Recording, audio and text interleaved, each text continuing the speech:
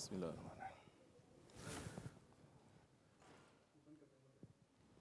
Assalamu alaikum wa rahmatullah. Assalamu alaikum.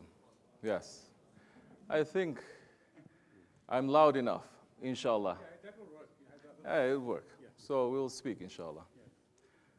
A'udhu billahi minash shaitanir rajim. Bismillahir Rahmaanir Raheem. Listur. Assalamu alaikum wa rahmatullah wa barakatuh. Welcome to you. Bismillahir Rahmaanir Raheem. If you think you are going to sit down to listen to a scholar, well, I'm sorry to disappoint you, because I'm not a scholar. I'm not an academic. I'm just a simple man who lives on a farm in upstate New York in a place called the OSMANLI DERGAHI. We are following the Naqshbandi Tariqat, and I've been studying under my Shaykh for a few years. Ours is a way. Tariqat means way. Shariat means way. And our way is a way that has been handed down for 1400 years, since the time of Hazrat Abu Bakr Siddiq radiallahu an, who received some knowledge from the Holy Prophet ﷺ to teach those who want to learn, not to teach those who don't want to learn. So, that being said, if there are those who don't want to learn, we are not going to force you. Because what we are asking for right now is the blessings of Allah subhanahu wa ta'ala through His holy beloved one, Sayyidina Maulana Muhammad Rasulullah alayhi salatu wassalam, Rahmatan lil Alameen, for whose reason we are gathered here, celebrating the Mawlid, His birth, or His physical appearances here in this world. And I'm sorry, I came a little bit late. Otherwise, I would have sat there listening to the scholars who spoke here before to learn something. But like I said, I'm not a scholar. I'm a simple person. I'm not claiming to know anything. I learned some things from our Shaykh, and when the permission and the way is open for us to come to visit, we come and we visit. Ours is the first one, as long as I know, as much as I know, that is making a grand tour across country, from the East Coast, inshallah, we're going all the way to the West Coast, celebrating the Mawlid of the Holy Prophet ﷺ, and bringing the Sakal Sharif, the Muay Mubarak, hoping for the mercy of Allah subhanahu wa ta'ala to be bestowed to us. Hoping, inshallah, this nation and this continent, the believers will wake up. Believers, not just Muslims or Jews or Christians, believers. Because there are believers and there are unbelievers in every group and in every religion. And there are true, sincere ones, and there are munafiqs in every religion and in every group. May Allah save us from being a hypocrite. So, we came here from the mountains of the Catskills, where right now, as we are speaking, it's probably about 7 degrees, and there's snow everywhere. And we're coming here, alhamdulillah, in Arizona, and the temperature is 70 degrees. And just as we pulled up, the rain started falling, a little bit. I'm sure some of you, if you're aware, you've seen rain being rahmat. And the rahmat follows the rahmat lil alameen, wherever he travels. And we're here to show our love for the Holy Prophet ﷺ, and our highest respect, because Allah loves him, because the prophets, they love him, because the angels, they love him. And Allah and the angels continuously send salawats and darud sharif upon the Holy Prophet ﷺ, not once. Holy Quran is speaking And when Allah does something, it is from eternity, pre-eternity, to post-eternity. And the friends of Allah, they say, you cannot imitate Allah in whatever that you do, because He is a creator and we are a creature, except for one thing, and that is giving the salawat on the Holy Prophet ﷺ, giving the durood. This is not an alternative vision or concept or belief in Islam. This has been the backbone of Islam for 1400 years and even before. Because every prophet, from Adam alayhi salam to Nuh alayhi salam to Ibrahim alayhi salam, that through our holy traditions, spiritual traditions, they say there are 124,000 prophets that came. And every prophet was told of the coming of the prophet of the last days. Adam alayhi salam was informed of the coming of the Prophet Muhammad alayhi salam. So was Nuh alayhi salam and Ibrahim alayhi salam. So was Musa alayhi salam. And definitely Isa alayhi salam foretold it in his books. The blessings that comes from being one member of the community, of the ummah, and the ummah of the Prophet ﷺ, it is not limited to Muslims. The ummah of the Prophet ﷺ is anyone who was born from the time of the Prophet until Judgment Day. That includes Muslims, Jews, Christians, Hindus, Buddhists, everyone belonging to that ummah. Whether they believe or they don't believe, whether they accept the invitation of Islam or they don't accept, there is another story, but they belong to the ummah. And we are blessed because Allah subhanahu wa ta'ala has chosen us to be in the ummah of His chosen prophet. It was an honor that even the prophets, they were willing to give up their prophethood just to become a regular member of the ummah of the Holy Prophet ﷺ, like you and me, because they understood. Every prophet was foretold the coming of the last one, of the Khatme Nabi. And the love and the respect, let alone creation, that Allah has for the Holy Prophet ﷺ, who can guess Allah's love for him? That Allah subhanahu wa ta'ala said in the Hadith Qudsi, Lawlaka, lawlaka. If it were not for you, I would not have created the universes. This is central to our belief because our faith rests on two conditions. Bismillahir, Rahmaanir, Ashhadu an la ilaha illallah. But it does not end there. It continues with Ashhadu anna Muhammadan abduhu wa rasuluhu. Alayhi salatu wassalam. And for 1400 years since the physical appearance of the Prophet alayhi salatu wassalam, which he physically appeared here 1400 years ago. But Prophet alayhi salatu wassalam also said, I was a prophet when Adam alayhi salam was between water and clay. So, we cannot speak too much about the reality of the Prophet ﷺ because the foundation is not laid for some. And for some, we're putting them into a very dangerous position where they start denying.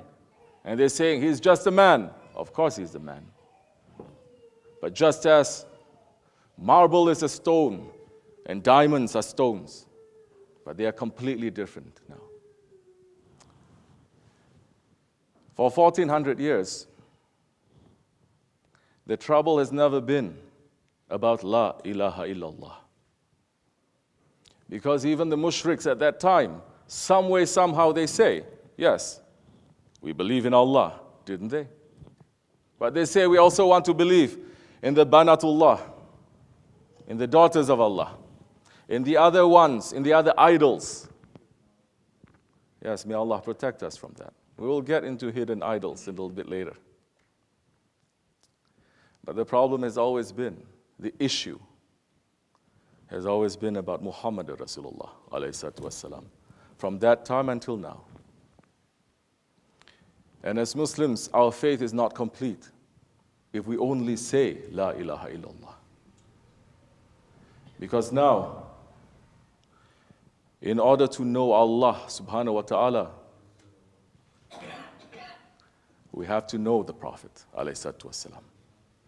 In order to love Allah subhanahu wa ta'ala, we have to love the Prophet alayhi salatu wasalam.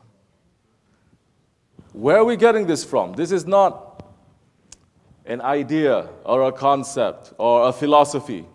This is ayat of Allah subhanahu wa ta'ala. Ayatul Karimah. Allah subhanahu wa ta'ala said, say to them, Ya Muhammad alayhi salatu wasalam, if they love Allah, they must love you and obey you for Allah to love them. So there is a condition now in reaching to Allah subhanahu wa ta'ala. Because yes, Allah subhanahu wa ta'ala is close to us. He is closer to us than our jugular vein. But at the same time, it is undeniable that there is a protocol in reaching to Allah subhanahu wa ta'ala. And there is a protocol where divine revelation is given to mankind. If Allah had wanted, He would not have sent a single prophet. If Allah had wanted, He would not have sent Rahmaanir lil Alameen. He would have just given Quran to each and to every one of us, to our hearts. But He did not. He sent that Prophet alayhi salatu wasalam. None of the Sahabis, after accepting Islam, would push the Prophet aside. None of them in that lifetime say, I know because Allah told me so, or Quran is saying this, because they were always looking at the Holy Prophet ﷺ and says, you are our Prophet, you are our guide. So Holy Prophet ﷺ came as a mercy to complete the religion of Islam that did not just begin 1400 years ago. Because Allah subhanahu wa ta'ala said, Inna dina indallahul Islam. The religion accepted with Allah, in Allah, is Islam. It is a religion that is from pre-eternity to post-eternity. And the Quran Karim came down to the heart of the Prophet ﷺ. It did not come down as a book. Jibreel alayhi salam did not come down with a book, opening it and saying to the Prophet, read. When the first revelation, Iqra, he said, read. It was not a book. It was read what is in our hearts, what was in his heart. Iqra. And read only with the name of Allah. Read with the name of Allah, the Allah that created you. So now, when we speak about knowledge, there is Zahir knowledge and there is Batin knowledge. There is external knowledge and there is internal knowledge. There is knowledge that is contained in the physical book, which can be altered, it can be changed, it can be destroyed, it can be gotten rid of. People try at any rate. Now, we are seeing there are different versions of Quran, translations of the Quran, of course. That's creeping up here and there. Same thing with the Hadith. We see different majlis in different alims in different countries sitting down and saying, well, this hadith, it doesn't fit to these modern times because it is against, say, animal rights although it was Prophet ﷺ who brought animal rights to this world. One woman who did so much wrong because she gave some water to a dying cat from thirst, she was admitted to paradise. They say, there are other hadiths. They say this doesn't fit. They throw it out.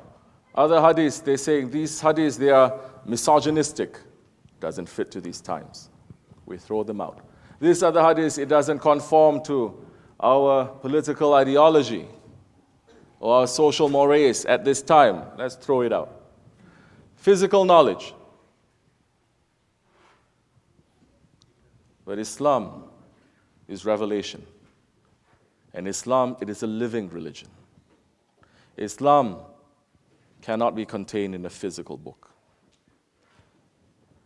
There is spiritual knowledge. And spiritual knowledge, it is passed from heart to heart. No one can patent it. No one can copyright it. And no one can destroy it. And the holders of the Zahir knowledge, they are important, of course. But it is always the batin that gives life to the body, not the Zahir. So, in this spiritual side of Islam, this is what we're referring to as tariqat, way, following those ones who were trained and taught by those ones who were trained and taught, and those ones who were trained and taught, reaching up through a direct lineage to the Holy Prophet ﷺ. And just as everyone goes through grade school, some decide to drop out. Most go through high school. Some decide to drop out, then they will go to college and postgraduate and higher. There is also, yes, there is a stratification in Islam. There is a stratification in spirituality. Because Allah subhanahu wa ta'ala said, above every knower, there is a knower. We cannot compare our faith with the faith of those ones who lived 100 years ago, before the fitna of technology. We cannot compare ourselves to that faith.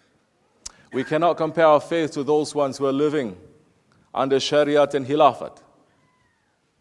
We cannot compare our faith to those ones who lived in the time of, say, Hassan al-Basri, or the time of the Sahabe Kiram. This is adab, this is manners, this is knowing where man is, knowing where you are circling, where you are making the, as the Mevlevis, they whirl, knowing where their orbit is, and they don't crush into each other. That is ma'rifat enough. But in these times of extreme fitna, we are led and taught to believe that we can know everything and interfere into everything and be experts of everything. No man in his right mind is going to say, just because he's interested in law and he happens to read the Constitution, that he's a lawyer. But we've come to the situation now when we see a person knowing a couple of ayats or knowing a couple of hadiths, and they're making takfir on each other and making fatwas. May Allah keep us away from ignorance. Holy Prophet ﷺ, he was asked, Ya Rasulullah, what is your favorite name? Because Prophet ﷺ had thousands of names. Not one.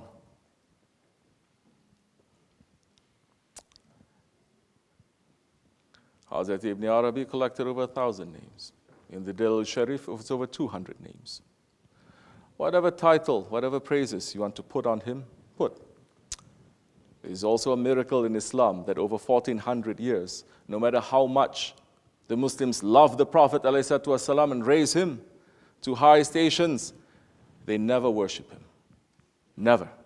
He became Muhammad Rasulullah. He's always Muhammad Rasulullah. Never. He became an ilah. That is a miracle. But the jealous ones, they say, no.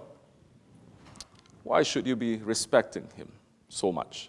The jealous ones say, no. Why should you be making the inner sajda to him? Sajda, sujud is only for Allah. Prostration is only for Allah.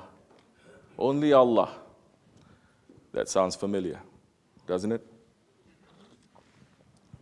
Because wrong-minded people also saying, Shaitan did not make sajda to Adam alayhi salam because he was extremely strong in his tawhid. That he makes sajda only to Allah and not to his creation. And they start praising Shaitan and saying that he's even willing to give up from his faith and his love of Allah just so that he holds on to Tawhid properly. I don't know about that. 1400 years, we are Ahli Sunnah wal Jamaat, alhamdulillah. And we are following the traditions of 1400 years strongly. But now, when Holy Prophet ﷺ was asked, which one, Ya Rasulullah, is your favorite name? He said, Abdullah. Abdullah. He is Habibullah. He is Sahibul Taj. He is Sahibul Qawba Qawsain. Whatever title that you have, like the poets of the subcontinent, sometimes because of the Ashki Rasul, it hits them so much and they get a little bit crazy. They said, other than Allah, you are the greatest. Allah is the greatest. But other than Allah, among the creation, you are. Of course, He is. And now it's come to the point where the name of the Holy Prophet ﷺ, yes, in our tradition, especially in the OSMANLI Naqshbandi tradition, whenever the Prophet ﷺ is mentioned, we put our hand to our heart. Same reason why we stand up when the Salawat Sharif is given. This is respect. One time, it's not for me. We're standing up for the Prophet. One time, Shaykh Mawlana Nazim, our grand Shaykh, may Allah raise his station and grant him long life, he had to speak at a unity conference, and it's one of those conferences that actually calls for unity, calling people of different groups of Islam, saying, basically, let's stop all our fighting and sit together. When he entered, and the Murids, out of love, stood up, out of love. And there are other ones who are there. And they don't like tasawwuf so much. They don't understand. They're a little bit different that way, let's say. Don't like the Shaykh to be walking. He is a 70-year-old man coming up.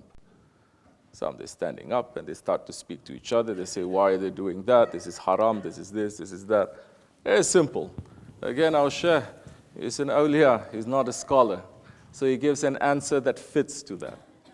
He says, my sons and my daughters,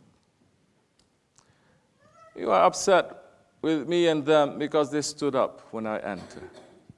Let me tell you a story. One time, they were carrying the janazah of a dead Jew in front of the Prophet ﷺ. And the Prophet ﷺ stood up. He says, my sons and my daughters, don't you think I'm a little better than a dead Jew? He smiled, said, it's okay, as you like. This is the way of tariqat, as you like. as you like. But to stand up for the honor of the Prophet ﷺ, to put our hands there, they asked us so many times, why do you do that?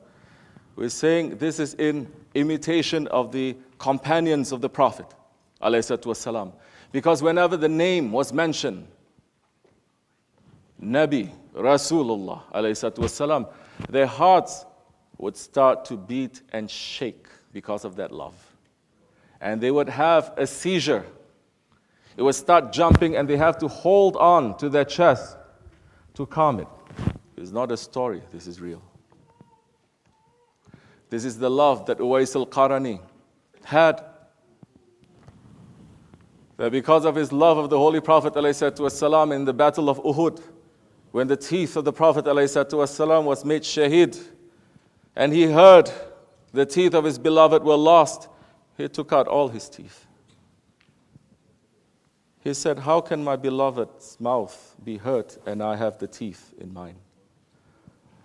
Love makes you to do crazy things. In today's context, they're going to say, he's a crazy man. Why is he this? Isn't this extreme? If you have love, you will do extreme things. 33 that he strung up together that made the tasbih. His love for the Prophet ﷺ was so much, was so great, that when the Prophet passed, ﷺ, Prophet gave, before he passed, he said, take this jubbah, give it to Ali and Umar, Hazrat Lari. Go to the land of Yemen. Find Uwais al-Qarani. Give this to him and tell him to pray for my nation, especially the nation living in the West. And that was a jubbah, the hirqa sharif that the Prophet ﷺ wore when he was having his nazar and he was sweating. His jubbah was then passed to Hazrat Ali and Hazrat Umar, and they traveled there. Hazrat Uwais al-Qarani has never met the Prophet ﷺ, not even once, physically. Once he traveled, but because he listened to his mother said, go, if you don't see the Prophet, come back. He went. He didn't take the bus, he didn't take the car like we did. He walked. Because he was a very humble, simple man who looks after camels. So many times for free. Society looked down on him. So when Hazrat Ali and Hazrat Umar radiallahu anh, they traveled to Yemen and they saw where he was, and they asked, and they pointed to where he is, and they saw an old man under a tree that was sleeping. They approached him, and Uwais al-Qarani Hazrat Dari said, Ya Ali, give me my amanat. Hazrat Ali was shocked. Hazrat Umar was shocked. They presented the Hirqa Sharif to him. He took it, he kissed it, put it on top of his head, and he went straight to Sajda. And he prayed, and he prayed, and he prayed for the Ummah. Yes.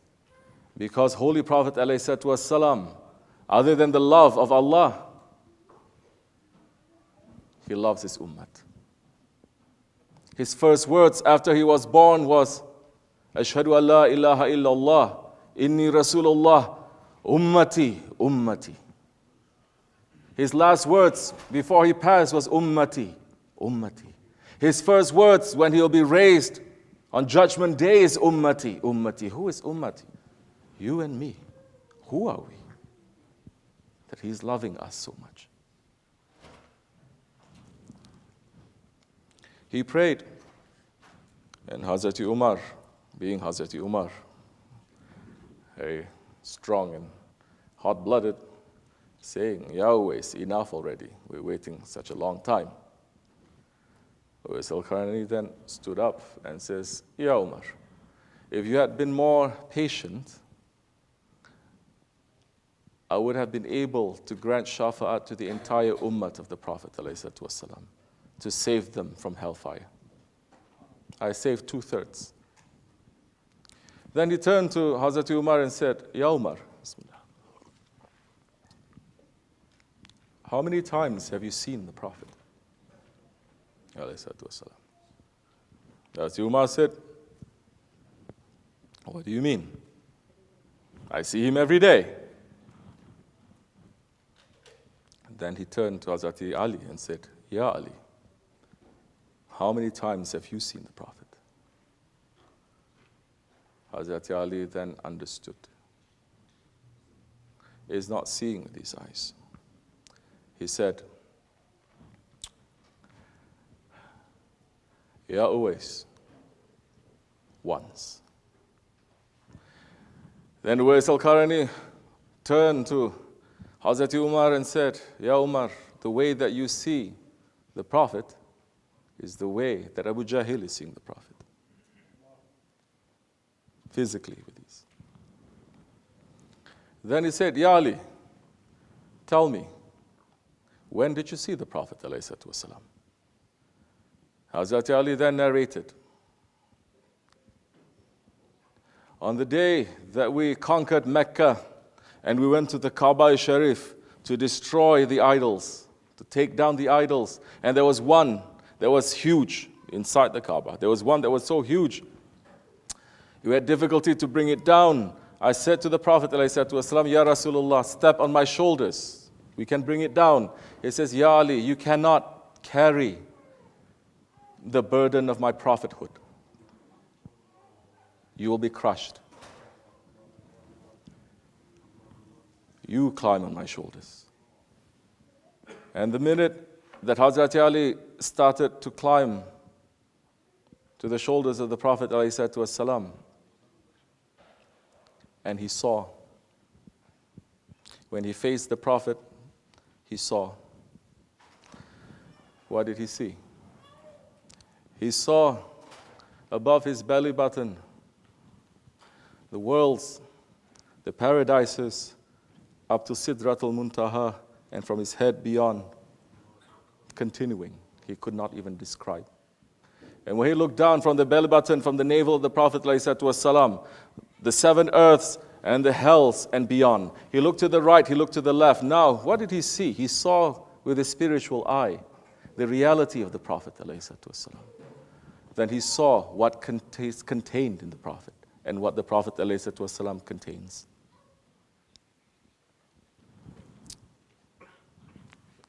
He said that to Uwais al-Qarni. And Uwais al-Qarni said to Hazrat Ali, Karamallahu wajha, says, yes, Ali, you saw him once. I see him at every moment. His love was so great that Allah subhanahu wa ta'ala will test his Habibullah on the day of judgment.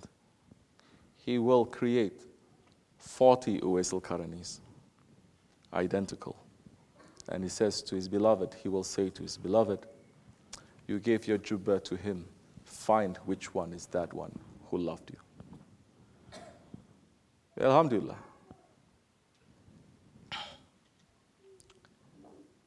Prophet ﷺ, whose name is so precious to us that we put our hands to our heart. Now, in so many different reports we are seeing, the name has become so cheap. Recently, I read an article in a country, let's just say Saudi Arabia. That name has become synonymous to, for example, over here, when we say amigo, derogatory. They call anyone who sweeps the street, who picks up trash. They don't know his name. Person may not even be Muslim. And they can't be bothered to call him even brother these days. You know what they call him? Muhammad. They say, Muhammad, where are you? Come here. Astaghfirullah alazim wa atubu ilayh. May Allah forgive us. May Allah make us to be Abdullah. Just to be a simple servant to Allah subhanahu wa ta'ala, because this is what we're aiming for. This is what our tariqat is teaching us. To be a simple servant of Allah subhanahu wa ta'ala. To be Abdullah just as his beloved was an Abdullah. And in our way,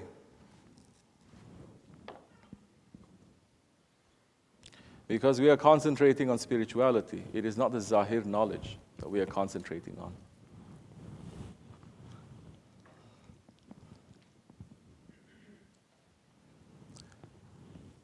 In our way, the mashaykhs, the shuyukhs, they are concentrating on the enemies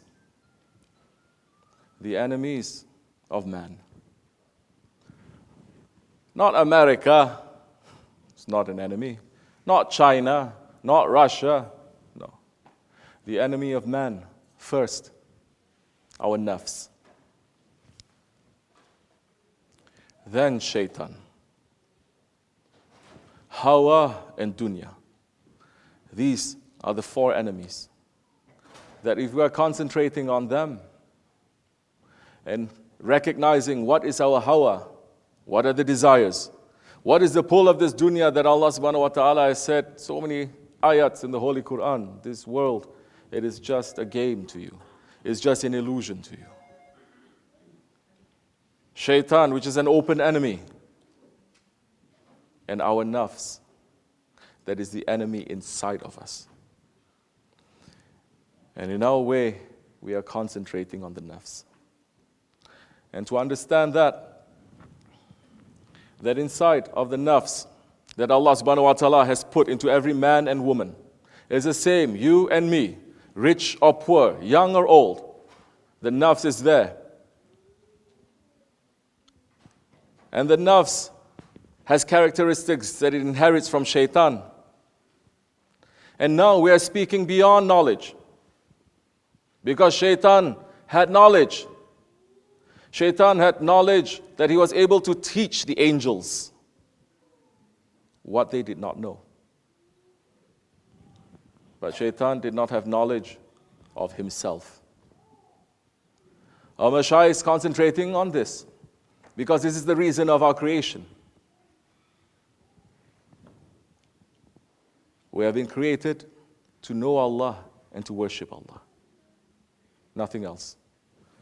But in order to know Allah, in order to worship Allah, for us to worship Allah, we have to know Him first. How can you worship that which you do not know? But to know Allah subhanahu wa ta'ala, the Holy Prophet ﷺ had said, he who knows himself knows his Lord. So it comes back again, full circle. So to know us, to know ourselves, the mashayikhs and the shuyukhs now concentrating, in order to know yourself, understand what is the characteristics that you inherit, that Allah has put, that is positive and negative. And the characteristics that we inherit from shaitan, anger, arrogance, stubbornness, and envy. And these four characteristics, it doesn't matter if you're young or you're old, you're rich or you're poor, you have knowledge or you don't have knowledge, it is in you. And unless you can get rid of these characteristics, even if you're worshiping 24 hours, if you cannot get rid of that jealousy and the arrogance that is inside of you, Jannat is forbidden to us. Who is saying this? Holy Prophet ﷺ. So now, the enemy within. This is what we're concentrating on. It may take some their whole lives to understand. Some, it may take a little shorter But like I said before, right in the beginning, I'm not giving a lecture. I'm not a scholar. What we're hoping to have here, it is a sohbet. It is an association. Because our tariqat, our way is founded on association, is based on association. Tariqatan as-sohbet fil harimin jamia. And our Pir, Shah Naqshbandi, said that. And he said that because he says only prophets, they give advice. We are not prophets. We don't give advice. We give sohbet, an association. And goodness comes from association. And the association is the association of the Prophet ﷺ.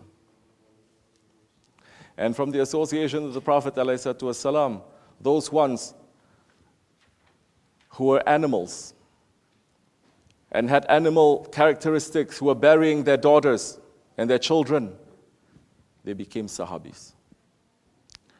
May Allah forgive us and accept our tawbah and our worship. We are not claiming anything. We are looking, we're searching, and we're learning. If there is something there that is of benefit to you, understand that it's coming from Isha, from the Prophet, ultimately from Allah subhanahu wa ta'ala. If you like it, take. If you don't like it, it's okay, leave it. I'll take it as you like. Assalamu alaikum wa rahmatullahi wa barakatuh.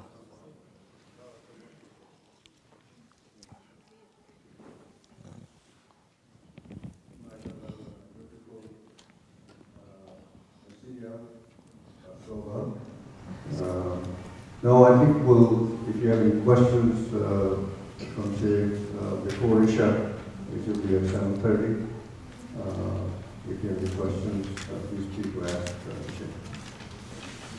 If I have the answer, I will give. If I don't have the answer, I'm not good. I'm not responsible to know every answer. Yes, Sayyidi.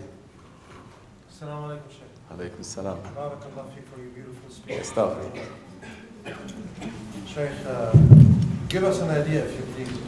If you be so kind, give us an idea of the legitimacy of tabarruk in Islam. Wow. Barakallah fi. Thank you. I wish our scholars were here. They would give you hundreds of dalils for it. But, Bismillahir, Rahmaanir, Raheem. These are questions that have been answered 1,400 years ago.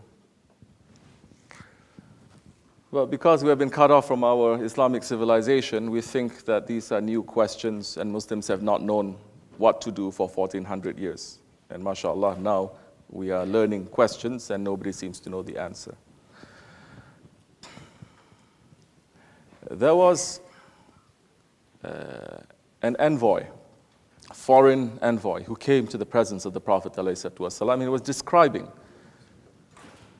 the scenario, the situation. He said, I've never seen anyone love and respect him so much as the Sahabis, his companions, love him. And amongst the description was, whenever he would spit, it would not even touch the ground because his companions would rush to collect it and to rub it all over themselves. They would take the leftovers of his wudu and to drink because it becomes a shifa. And this is an unbeliever who recorded what he saw. What the believers did that time? Enough to say that Hazrati Walid, Khalid ibn Walid, in the Battle of Yarmouk, I believe, that he was wearing in his helmet the Sakal-e Sharif, the holy beard of the Prophet ﷺ, and he put it. He was fighting with a Roman, and his helmet was knocked, and the beard fell. He dropped his sword. Understand now, put ourselves in that situation. He is not just one person, he is the leader of his entire army. He didn't care for that, because if the leader falls, the army would fall too. He did not care, because why? The Habibullah is on the floor. He rushed and he picked it up and he kissed it and he put it on his head. There are so many examples where this is a celebration of love. Not only the Sahabe Kiram did it, Tabi'ins, Tabi'ins, continuing, and especially the Ottomans. They would have, the Ottomans, Tabarruk. They did not put the beard or the khirqa sharif on top of a shelf. They made a whole jami just for it, to get the tabarruk. Allahu Akbar.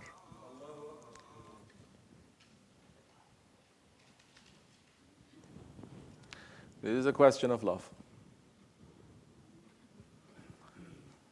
Because whatever comes from the Holy Prophet ﷺ is pak, is pure, it is clean, it is from paradise. He did not cast a shadow. He is light. How can his ummah now deny that love? That he was not thinking of himself. He's not thinking of his family. He's thinking of us. And now, we are denying that love and stopping others from loving him. Yeah. We have lost a lot of knowledge on it. If people are saying, well, don't make tabarruk because it will lead you to shirk, we say, what kind of a logic is that? It's like, don't eat because it will lead to obesity. Eating is different. Obesity is different. And like I said, subhanallah, if we all were on the wrong way, which is impossible, because the Prophet ﷺ said, my nation, they will never go astray as a majority. But be careful that shaitan is going to come from the inside to trick you. The concentration should not be on, astaghfirullah, moon sighting or mawlid, that so many scholars and this whole nation is just spending so much resources and energy on. It should not be on that. It should be on how to make the ummah to have more love to Allah and to the Prophet ﷺ. So, there's my answer, as much as I can give. If you want, very easy. I give you an easy way out. Go and Google. Put it on Yahoo too. Tabarruk.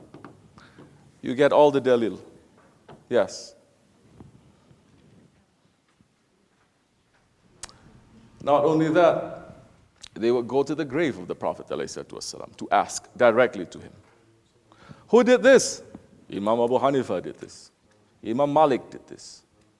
When they were sick, one of them, I forget which one it was, astaghfirullah, he went and he rubbed his hand on the tomb of the Prophet ﷺ, and he was cured.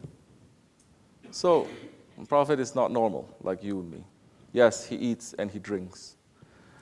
He has children, and he passed. But he is Habib.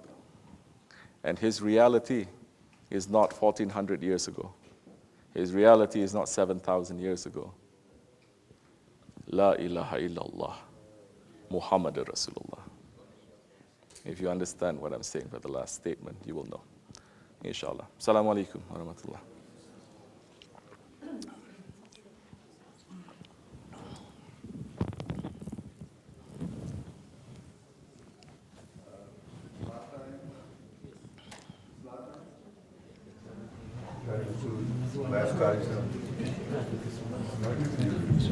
We should close the majlis, inshallah. We're asking Allah subhanahu wa ta'ala to forgive us, to send the highest blessings and stations to the Holy Prophet ﷺ, his family and his companions, awliya and all the alims and all the righteous ones, for us and our families and all those ones who are suffering right now as we're sitting because of their Islam. May Allah lift the suffering from them. May Allah make it easy, and may Allah wake us up, inshallah. And for all those who have passed from this world, May Allah grant them all mercy. Al-Fatiha.